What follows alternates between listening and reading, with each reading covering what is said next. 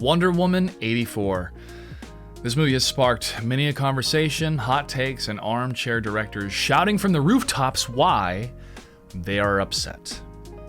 Up front, I have seen this movie twice, and I enjoyed it both times. Now, I have to give a bit of a caveat. The first time, I was enjoying 8 ounces of magic mushrooms, but the second time, I watched it with a friend who had not seen the first film, and she still enjoyed this one. So, non-spoiler, this film harkens back to the fun and bright adventures of the 1970s with a superhero tale focused on struggling with her own desires versus the greater good.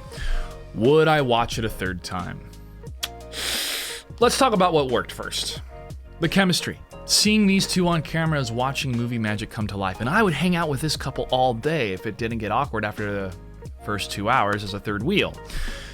Giving up your power and your responsibility to get what you want is some of my favorite tropes and stories when it comes to superheroes. Spider-Man 2, Superman 2, some of the best films of all time. And now, Wonder Woman 2 has been added to the bookshelves of heroes struggling with love and losing their powers.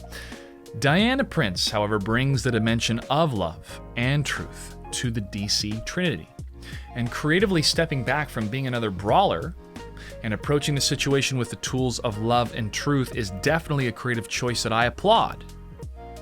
And also there's some fun caveats in here with the workplace attitudes, the dudes macking on the ladies, and what popularity looks like in the workplace. But let's be fair, women, you are guilty of this also. The acting from both Kristen and Pedro Pascal is phenomenal. They are treasures that shine, and unfortunately with their characters, there's nowhere left to go, it seems, at the end of this film. But I hope that we get to see them in some capacity in the DCEU in the future. We'll see. Okay, we're going into spoiler territory. What didn't work?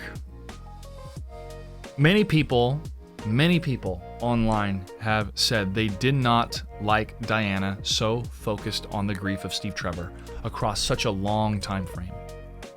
My instinct to that complaint is Diana looks at time differently because she is a god, and she still is a bit naive when it comes to the human experience. I don't know how naive you can be after that many years.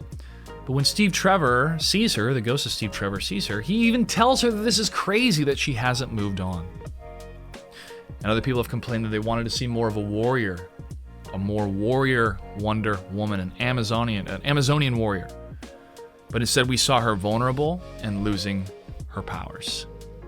I liked the vulnerability and losing her powers feel, but there needed to be a greater punch of her powers at the beginning instead of just having fun at the mall, and there needed to be a little bit greater weight to her losing her powers. However, I will say, the weight of her losing her powers during that tank fight in Egypt, when that bullet hit her shoulder, you're like, ho, ho! You could feel it. You could feel it. It was 80s in the title, but it didn't feel 80s. Where was the music? All of the pastel colors, all of the cars, all of the fashion doesn't make it 80s. It's always the music. If the music isn't there, then it feels like people are cosplaying. And we're done with the 80s.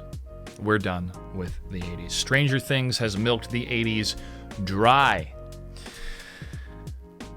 The illusion of the 80s, however, I could see what Patty Jenkins was going for, and I applaud her for this as well. The 80s was the peak of the United States of America. We plateaued in the 90s, and it's been downhill ever since.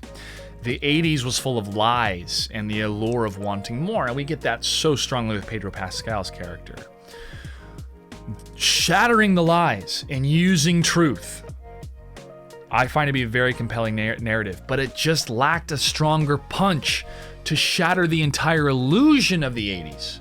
As the wishes got totally out of control, I think it would have been, and again, this is being an armchair director, if the wishes were more reined in, and instead of the whole world falling apart and the civilization falling apart, it's certain key people that would gain all the power. I find that to be, a little bit more of a compelling story rather than the entire world going nuts. But there was a lot of fun with the entire world going nuts. When the guy asked for a farm and just cows showed up, he's like, some guy asked what I wanted. I said a farm. I didn't mean here. That stuff was funny. But the wanting more,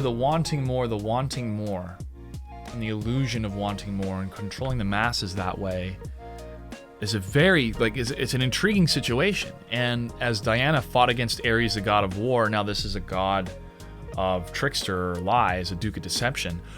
Gal Gadot's acting when she sees the language of the gods written on that bracelet, which was around the stone before the stone became, Pedro Pascal, before he wished for infinite wishes.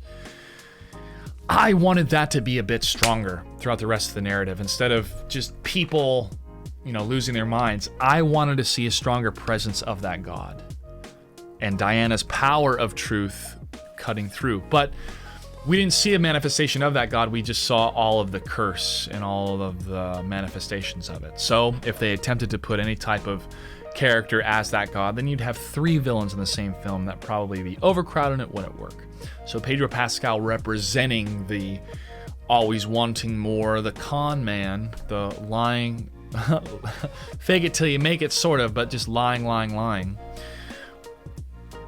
And the resolution there, instead of Diana breaking his neck, or as she does in the comics, or beating him up, she reveals the truth and makes the villain reveal the truth in himself by reliving all the moments that made him become who he is. That is very compelling.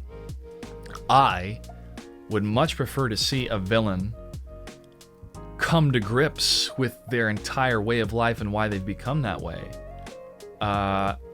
It's like therapy, right? It's the superhero of therapy. It's a great breath of fresh air, and there were so many parts and pieces that felt cool and different, but it just didn't all work because it was lacking the big punches necessary. And one of the biggest punches is the visual effects. Lack of action and bad VFX. I can tell you exactly what happened. Patty Jenkins jettisoned the visual effects team, the Zack Snyder team, and that's why we have these visual effects. This always happens after success. Look at how many TV shows went bad when the writers were hired for better gigs and they don't return for season 2. Let me shout it from the rooftops. Collaboration equals magic. If you remove the collaborators, you remove the magic that came with it. Let's check out some of the words from the director. She appeared on the WTF podcast with Mark Maron, and here IndieWire was able to relay some of her words and revelations. The headline is Patty Jenkins details internal war with Warner Brothers over Wonder Woman. There was such mistrust, written by Zach Sharf. So in here, in the first paragraph, he details that Patty Jenkins appeared on Mark Maron's podcast, and she said even since the development of 2017's Wonder Woman, it has been an internal war. The studio apparently was less interested in her ideas than in the symbol of a woman director helming a female-fronted superhero movie. Get woke, go broke. Corporations want to chase the trend of placating females instead of actually building something substantial, real, and authentic. We've had wonderful female role models to look up to. Princess Leia, Ripley, come to mind every single time. And to continue that tradition with Wonder Woman in 2017 is great. But where did it go wrong? They wanted to hire me like a beard. They wanted me to walk around on a set as a woman, but it was their story and their vision, Jenkins said. And my ideas, they didn't even want to read my script. There was such mistrust of a different way of doing things and a different point of view. Okay, noted. Jenkins continued, even when I first joined Wonder Woman, it was like, yeah, okay, but let's do it this other way. But I was like, women don't want to see that. Her being harsh and tough and cutting people's heads off. I'm a Wonder Woman fan. That's not what we're looking for.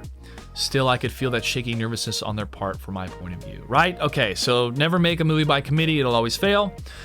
But the shakiness of the Warner Brothers studio of like, wait, is Wonder Woman going to throw a punch? Because if you remember, Superman Returns failed because it was boring. I know Superman went through an internal struggle of him trying to figure out where his home, where does he want to be, but damn, that film is boring. And made by a terrible person. So, this nervousness from the studio I can understand. Because look at Man of Steel, right? They were they overcompensated from Superman Returns, where Man of Steel just became a giant video game slugfest at the end, where like the consequences of Metropolis were lost, but then regained when Superman decided, okay, I better break Zod's neck. But it's tough because Zod, I mean, Superman's first big fight, Zod's being a destructive a-hole. Yeah, it's I can't harsh. I changed my mind about Man of Steel. When Man of Steel first came out, I did not like it because I thought, wow, this is a really dour Superman. But then I grew up, started to live. I was like my late 20s, I saw Man of Steel, and then in my early 30s, I'm like, oh yeah, the world is really this screwed up. So this is I appreciate Man of Steel that much more. The director added, they were nervous that it wasn't viable. They were all freaked out by all the female superhero films that had failed. They failed because they were shitty stories. The smaller ones that had failed. And also Christopher Nolan was making the Dark Knight thing. So I think they were just trying to figure out what they were doing with DC at the time. This goes back a long ways, folks. Conversation between Jenkins and Warner Brothers about developing this film started in 2004, the first Wonder Woman film. But it wasn't until 2007 the studio asked her to direct. She was pregnant at the time, turned the studio down. She came back in 2011, 6 years before the release of Wonder Woman. Jenkins would exit the film over creative differences, jumping over to Marvel for Thor 2 and leaving the door open. Yeah, Thor 2 didn't do too hot either. And leaving the door open for Warner Brothers to hire Michelle McLaren for Wonder Woman. Additional creative differences killed both of those projects, which is when Warner Brothers decided to bring Jenkins back and let her make the Wonder Woman film she envisioned. During that period of time, there were so many scripts I could see the writing on the wall, Jenkins said about the years-long development of Wonder Woman. Noting that at least 30 different screenplays were written and considered over the years, this was an internal war on every level about what Wonder Woman should be. Why?